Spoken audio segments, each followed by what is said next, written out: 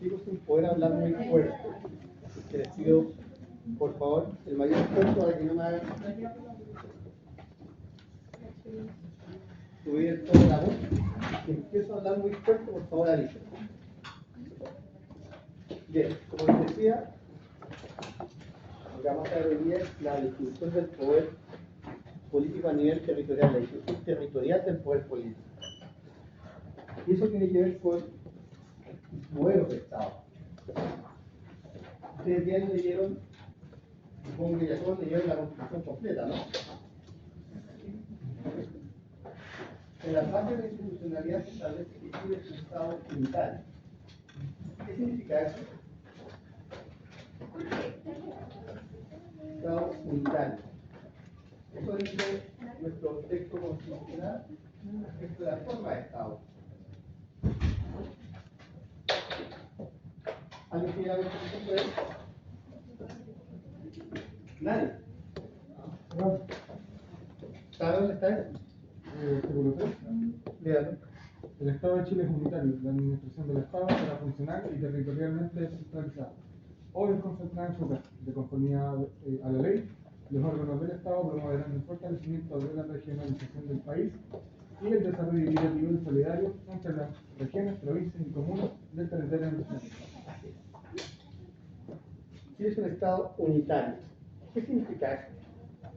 ¿Alguien puede decir qué significa que Chile sea un Estado unitario? Que tiene poder que abarca todos los territorios. ¿Cómo? Que son los que ejercen poder que abarca todos los territorios.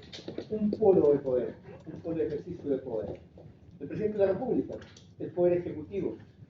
Hay un solo poder ejecutivo, hay un solo poder legislativo, hay un solo poder judicial. Lo vamos a diferenciar, ojo, el profesor Vallés es el profesor español. Por lo tanto, él distingue, cuando lean el texto, para que no se confundan, él distingue entre estados unitarios y estados compuestos. Y en los estados compuestos distingue entre los estados federales y las autonomías. Él hace esta distinción porque en España existen las autonomías, que son, por ejemplo, lo que se conoce como el País Vasco, por ejemplo, que son distintos a los estados federales, ¿ya? Ahora, en otros manuales, la definición tradicional que ustedes van a encontrar es Estado unitario y Estado federal. No van a encontrar esa definición que hace el profesor Vallés. Entonces, para que no se me confundan al leer ni en la prueba, ¿ya? Entonces, el profesor Vallés en el texto distingue entre Estado unitario por un lado y Estados compuestos. Y los Estados compuestos lo distinguen entre autonomías y Estados federales. Estamos hablando de la distribución territorial del poder, cómo se distribuye territorialmente este poder. En el Estado unitario existe un solo polo de toma de decisiones. Como les decía, existe un poder ejecutivo único, un poder legislativo único, un poder judicial único. Y desde ahí se distribuye el poder a todo el territorio.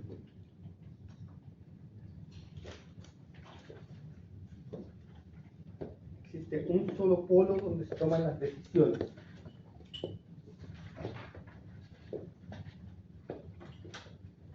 Y en el marco del Estado unitario existe lo que se denomina la desconcentración y la descentralización. Que como bien señalaba su compañero, en el artículo 3 se establece, se señala, ya no, ¿Todo el artículo no? todo no. El Estado de Chile es unitario, la administración del Estado será funcional y territorialmente descentralizada o desconcentrada. ¿Qué es ahí? La administración del Estado será funcional, ¿sí? Funcional. Y territorialmente descentralizada o desconcentrada en su caso. Desconcentrada o descentralizada en su caso, ¿no? Sí. Son dos cosas distintas, la desconcentración del poder y la descentralización.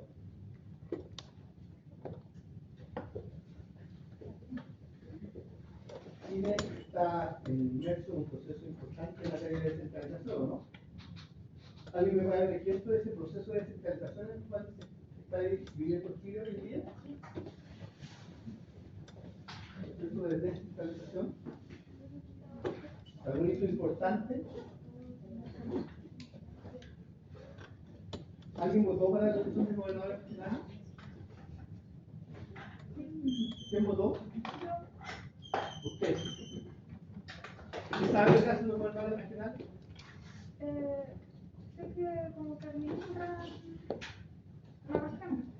Ya. pero La elección de gobernadores regionales es parte del proceso de descentralización en el que se encuentra Chile. Se eligió directamente una autoridad regional, ¿no?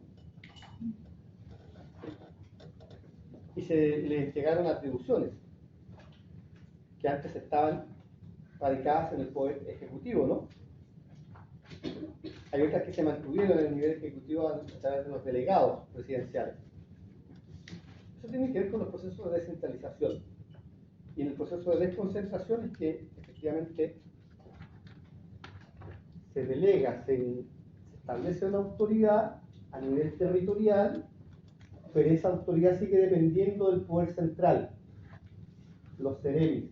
¿Alguien sabe lo que son los ceremis?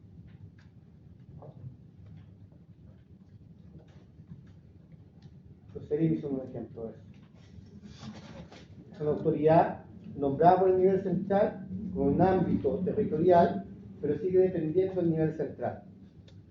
En cambio, el gobernador regional o el alcalde son electos directamente por la ciudadanía y no tienen una dependencia del poder central. Por ejemplo, de descentralización. En los estados unitarios existen los dos procesos, desconcentración y descentralización, conviven estos dos procesos. En la forma en cómo se administra el poder, porque ustedes comprenderán o no pretenderán que el presidente de la República esté tomando todas las decisiones de todas las comunas, de todos los territorios. No puede, es imposible. Para eso desconcentra o delega, desconcentra o se descentraliza. A nivel municipal hay alcaldes que son electos directamente, a nivel regional hay gobernadores regionales, que ejercen un poder territorial en un territorio nacional geográfico determinado. A diferencia del Estado unitario, existen estados compuestos, que los vamos a dividir en autonomías y estados federales. Y vamos a hablar más de los estados federales, que es la distinción más clásica entre estado unitario y estado federal. En el estado federal, lo que existe son distintas autoridades que conviven a nivel central y a nivel territorial o a nivel espacial más pequeño, como son los estados federales. Estados Unidos, por ejemplo, o Brasil, donde se elige un gobernador, que no es el mismo gobernador que se elige acá, por eso esto tiene que ver teoría política, constitucional. Se elige un gobernador que gobierna, que administra un estado determinado.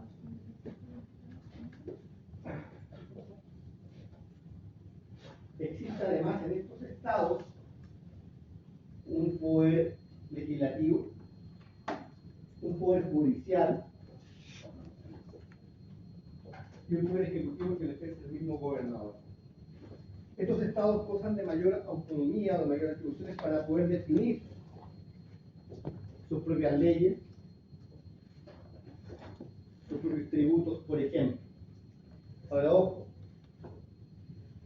siguen formando parte de un estado, porque no es que decidan todo, hay una serie de temas que siguen manteniéndose a nivel central. Por ejemplo, los temas de defensa. En materia legislativa hay algunas materias en las que pueden elaborar sus propias leyes. Hay otras materias que son leyes nacionales.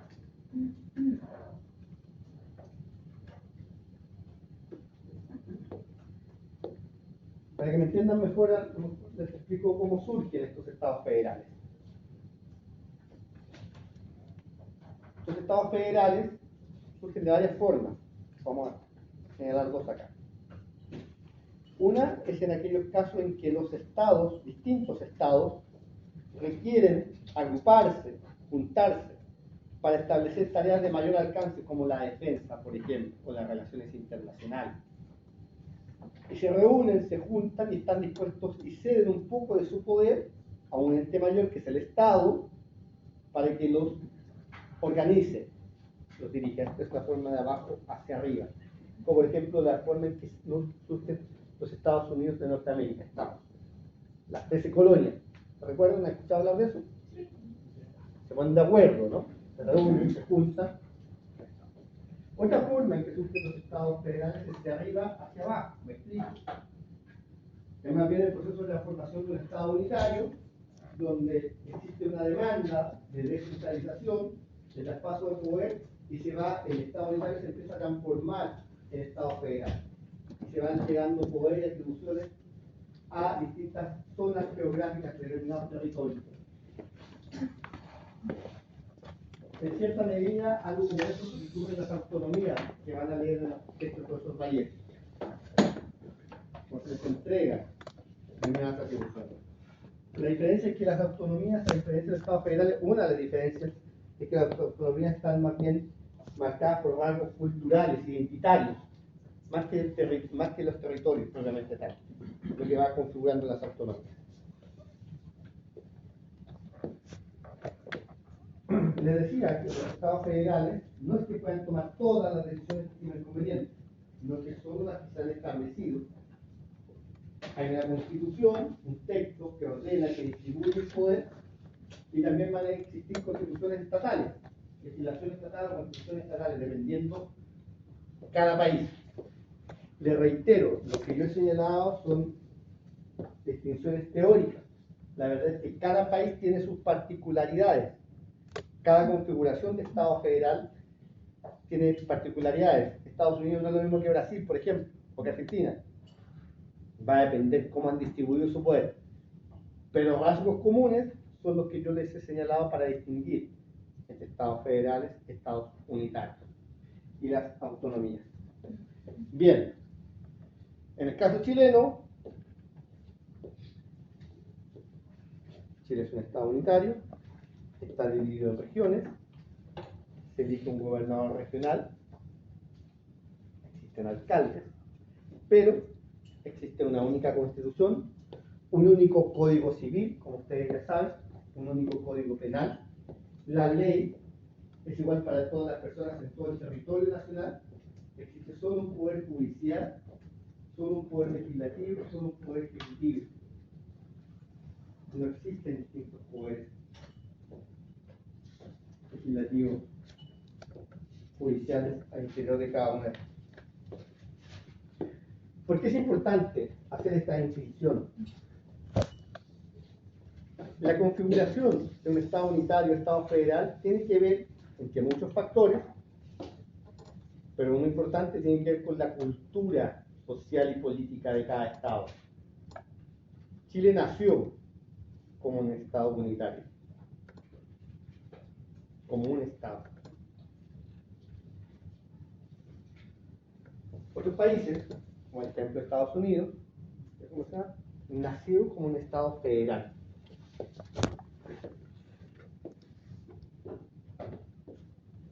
Y pasar de un modelo de Estado a otro es un proceso que va a tener que ver con la necesidad de distribuir el poder político a nivel territorial. En el caso de Chile, en la discusión constitucional, si ustedes estuvieron al tanto de la discusión que hubo, se discutió precisamente esto. No fue tan intensamente discutido, pero se discutió. De cuál debía ser el mecanismo de distribución territorial del poder político. Y ahí está toda la discusión de si Chile es solo un Estado a nivel territorial u otro Estado. La verdad es que el proceso de descentralización en Chile ha sido bastante largo. Un hito importante a principios de los 90 son la elección de los alcaldes, la elección en ese entonces de los concejales, y después se hizo una modificación legal para elegir directamente al alcalde, y hoy día la elección de gobernadores regionales quienes están ejerciendo su primer periodo como gobernadores regionales. ¿Consultas? ¿Dudas? Diga. Para pasar de un Estado unitario a un Estado federal, ¿eso se debe hacer, por ejemplo, como lo querían hacer en la modificación o en la nueva Constitución? A ver, va a depender de los mecanismos que se establezca cada ordenamiento jurídico. Por ejemplo, en Chile. En el caso chileno, dado que el artículo 3 establece que Chile es un Estado unitario, lo que debería hacerse es modificar el artículo número 3. Y eso evidentemente es a través de una reforma constitucional o un proceso constitucional nuevo. Por lo tanto, en general, le puedo decir que para que pasar de un tipo de Estado a otro, en un Estado, evidentemente va a haber que hacer unas modificaciones o ajustes normativos o legales, dependiendo del marco jurídico y cómo esté establecido. Usted a lo mejor puede encontrar una constitución que va a decir que se va a poder pasar de un tipo de Estado a otro Estado sin necesidad de modificar la constitución, solamente modificando una ley determinada. Va a depender en realidad de dónde esté regulado esto. Lo va a poder encontrar regulado en una constitución o en un marco jurídico de menor rango. Y de eso va a depender cómo va a ser el mecanismo para pasar. Sin perjuicio de eso, lo que yo le digo es que este es un proceso cultural y político. En Chile me ha costado mucho y se ha discutido siempre cuán descentralizado debiera ser, o para algunos planteados del Estado federal, pero con menor intensidad, y por eso, dentro del marco del Estado unitario, se ha ido avanzando en la descentralización. Y hitos de aquello es lo que yo les decía, la elección de gobernadores regionales, hay una ley de traspaso de competencias.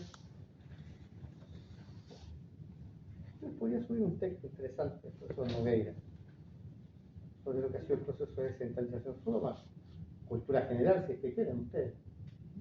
¿Les interesa hacer culto? ¿O no? ¿Les interesa o no? ¿Ya? Con ganas, para vibrar, así,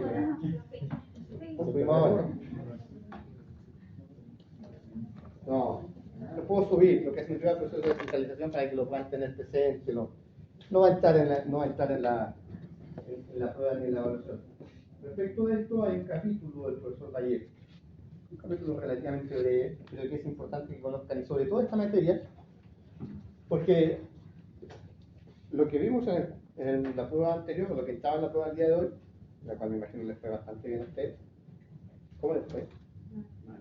¿Por qué? Nos faltaron clases. ¿Me faltaron clases? Pero si yo hice todas las clases. Ah, y me faltó una clase. Tenemos una clase por esperar y además otras medias clases, porque estaba enfermo. Pero usted me está culpando a mí de su mal rendimiento. Los profesores estudiamos de igual manera. Básicamente me está echando la culpa a mí. ¿Su nombre cuál es? ¿Y su apellido? Mari. ¿Cuánto? Mari. Déjame notarlo.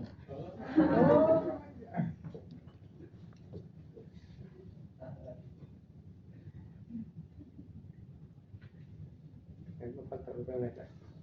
Ya. Pero los textos no estaban difíciles. Tan difícil, pero No, pero creo que igual las clases Igual eran las útiles. clases ayudan para comprender. ¿Cómo? Yo igual estoy de acuerdo con la compañera que faltaron clases. Las ¿Sí? clases igual ayudan a comprender los textos. Porque hubo dos clases que igual se terminó. Hubo una clase que tuvimos como media hora, yo creo. Sí. Y la otra que también pasó el primer bloque y la terminó la clase, entonces igual yo siento que faltaron clases. A pesar que los textos eran fáciles igual. había una buena correlación en la clase con los textos. Luego de escuchar de nuevo la clase, me di cuenta de que hartas cosas que comento están en el libro y eso. ¿Y dónde la escuchó? comprender.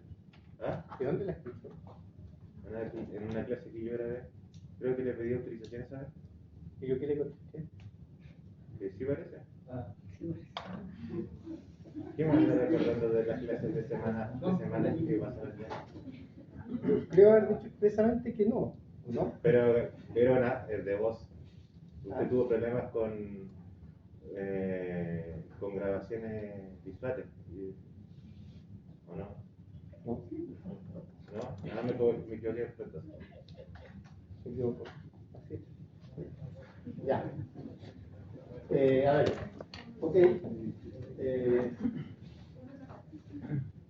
¿Y ustedes pretenden que después de esto sea más cariñoso en poner las notas? No, cariñoso por el alma. ¿No? Ya, qué bueno saberlo. Sí, puede haber faltado, hay una clase que tuve que suspender y recién ahora estoy mejor de mi voz para poder hacer clase.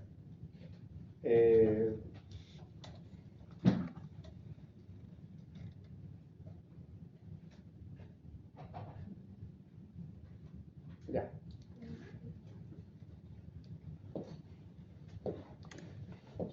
Volvamos. A ver, además tenemos que fijar la recuperación de clase. Averigüé. 1. No puede ser virtual la recuperación de clase, ni híbrida. Tiene que ser presencial.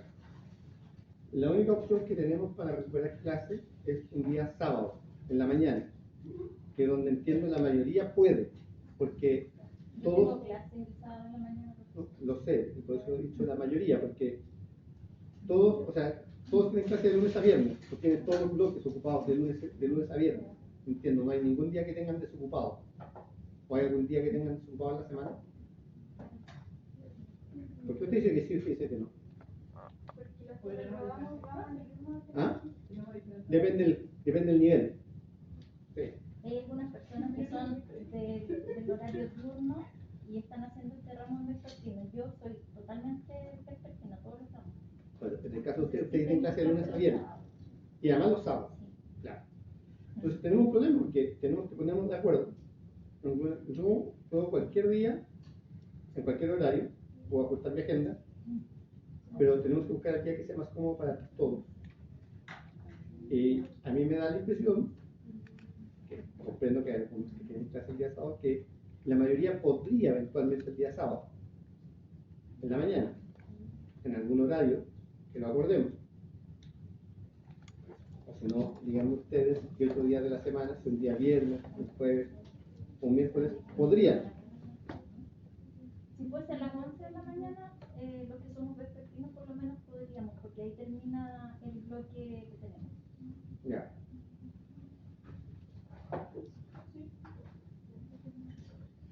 Tienen que decirme si están todos de acuerdo o no. Tienen que firmar una lista y déjenme mirar el calendario.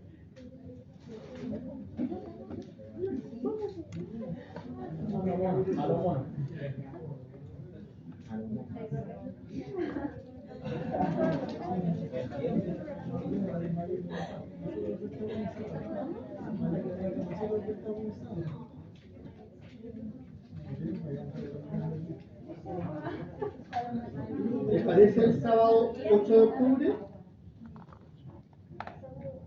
No tengo problema en hacerlo a las 11 de la mañana. Por favor, levanten la mano quienes estén de acuerdo el sábado 8 de octubre.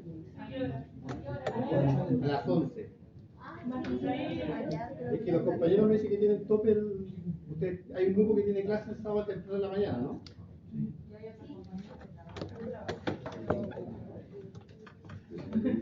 Miren, esto no es nada más cercano a la política.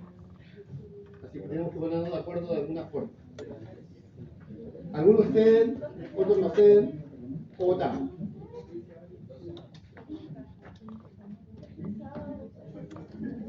Solo puedo hacerlo si la mayoría está de acuerdo.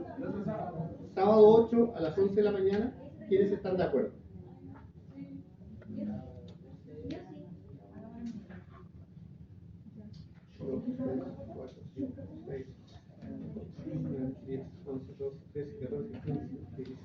No me digan que estamos mitad y mitad.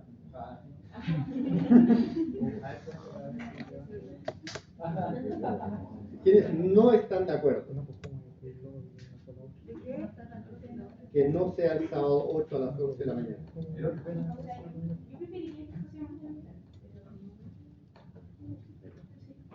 Pero se puede tener todo en la vida. Ya, pero he hecho dos preguntas para dejar constancia. Pregunté por el sábado 8 a las 11 de la mañana y hay 17 personas que levantaron la mano y dije, ¿quiénes no están de acuerdo con ese horario? Y solo 2 personas levantaron la mano. De lo cual, si las matemáticas no me fallan, deduzco que hay una mayoría que está a favor del día 8 a las 11 de la mañana, ¿no? Esto es como el matrimonio. Hable ahora, calle para siempre, ¿así o no?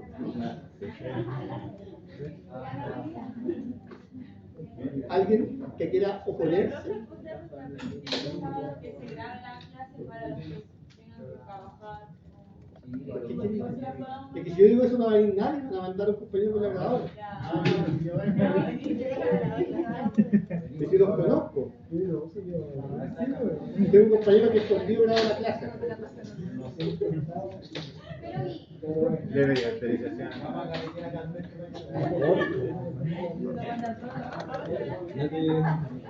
Cada 8 a las 11 de la mañana y yo voy a ver las formalidades y entiendo que tienen que firmar una lista el próximo día lunes. ¿Bien? Ya.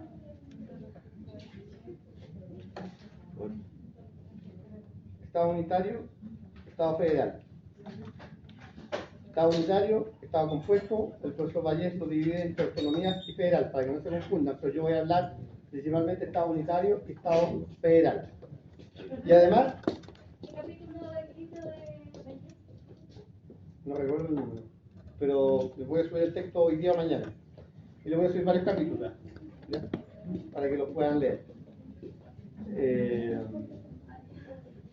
Pero el título del capítulo es Distribución Territorial del Poder Político.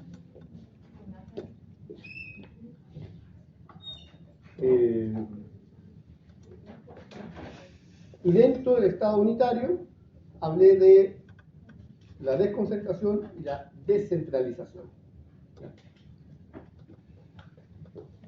Profe, tengo una consulta. ¿La Sereni ejemplo de qué era? De desconcentración. Y el gobernador regional o el alcalde es un ejemplo de descentralización.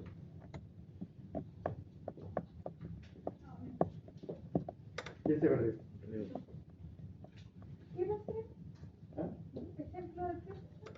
Dije, en el Estado unitario, tal como lo establece nuestra Constitución, el poder se va a distribuir funcionalmente en desconcentración o descentralización. En la desconcentración, lo que se hace es que se designa un representante, se delega determinadas atribuciones que esas pueden ser revocadas por parte del Ejecutivo. Ese representante que se designa siempre depende del poder central, puede ser removido, puede ser cambiado. Y un ejemplo de eso son los terenos. Hasta antes de la elección de los gobernadores regionales eran los intendentes. Los directores de servicio, por ejemplo. Hay que sacar una salvedad ahí, pero no me entienden ahí. Y en la descentralización, lo que se hace es que se transfieren facultades, atribuciones, y esas no son revocables. Para ojo, como les saben, estoy hablando en términos generales y en términos teóricos. No me va a salir alguien después que la ley de transferencia de competencias regionales permite la transferencia de competencias por un periodo determinado de tiempo y que después sea no me interesa en un punto de descentralización. Pero en el modelo de descentralización lo que se hace es que se transfieren atribuciones, facultades a una entidad que es en este caso los gobernadores y los alcaldes, por ejemplo, que son electos directamente por la ciudadanía, y esa transferencia no es revocable.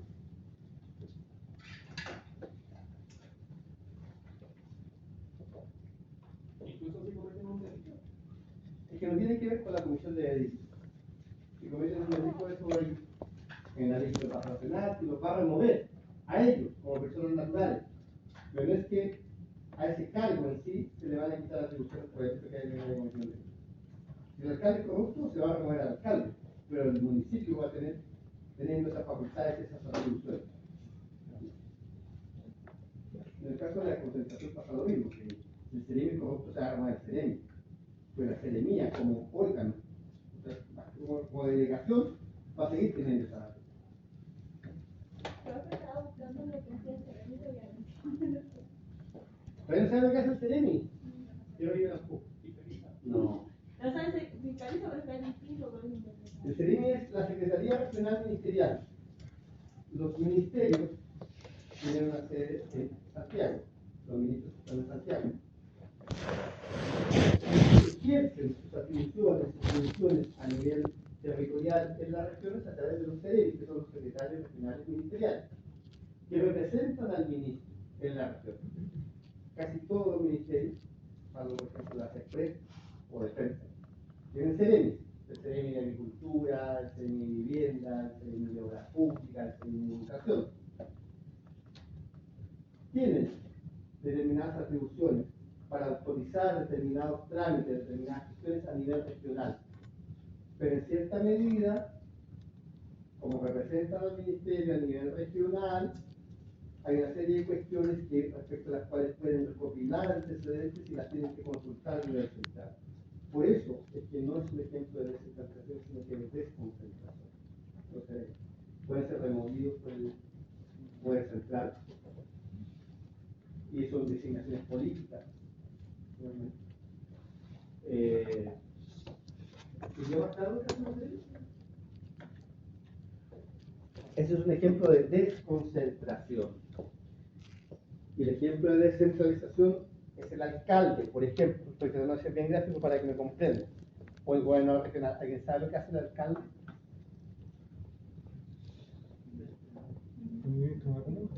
Administra la comuna, ¿no? Y la comuna en sí, el municipio en sí tiene atribuciones, ¿no? Por ejemplo, otorgar las patentes comerciales, los permisos de circulación, los permisos de edificación. Por ejemplo, ¿hay hacer licitaciones? ¿Cómo? ¿Hacer licitaciones? Así es, esta es su competencia para licitar la construcción de algún bien inmueble, para comprar productos, servicios, pueden hacer licitación. En la descentralización, el órgano que se descentraliza tiene personalidad jurídica propia, un patrimonio propio. El seremi actúa en representación de la personalidad jurídica que va a tener el ministerio. No tiene personalidad jurídica propia, no tiene un patrimonio propio. El municipio tiene un patrimonio y una personalidad jurídica propia.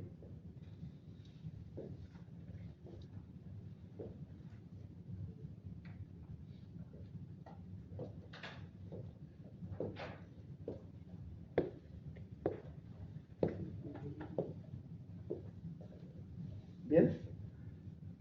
¿Consultas? ¿Dudas? Si ustedes leen el texto y están en esta clase, les va a quedar clarito contenido. Como les dije en la primera clase. Si solo leen el texto, puede que también les quede claro. Si solo están en la clase, necesitan complementarlo con el texto. Yo me he dado cuenta que no leen nada. Así que a partir de la siguiente clase voy a empezar a hacer clases más intensas donde voy a dedicar más yo. Ahora, el perjuicio muy votos a todos ustedes. Los voy a mandar a todos ustedes. Van a estar todos demandados. ¿Ya? No, les pido en serio, por favor, traten de leer los textos. A mí me interesa conversar con ustedes, dialogar. Si es por exponer, yo puedo armar un PPT y expongo y puedo hablar a su radio, no tengo problema, y les puedo contar mucha historia, muchas cosas para que aprendan los textos. Pero no es mi idea de la clase. ¿Ya? Yo los invito a leer por última vez. Les voy a subir el texto, son varios capítulos, les pido para que lo lean en su nombre. El capítulo que les voy a subir es el libro, son creo que 4 capítulos y son 50 páginas. Lo pueden leer fácilmente en 2 medias tardes, o el fin de semana lo pueden leer. ¿Ya? ¿Dudas, consultas, preguntas? La próxima clase vamos a revisar la pauta de la prueba. Voy a ver si puedo revisar algo para la próxima clase. Y quedamos agendados con clase recuperativa para el día sábado 8 a las 11 de la mañana en la sala que nos asignen y nos autoricen. ¿Bien? Muchas gracias. Gracias.